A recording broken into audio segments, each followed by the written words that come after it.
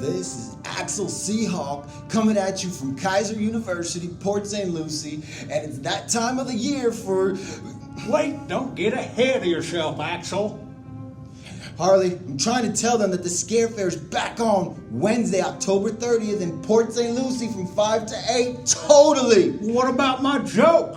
What joke? Well, why did the Headless Horseman go back to school? I don't know why. To get ahead in life. Hey, Axel, tell them about the spooky part. Well, there's trick-or-treating, costume contest, fun for the whole family. It's going to be totally awesome.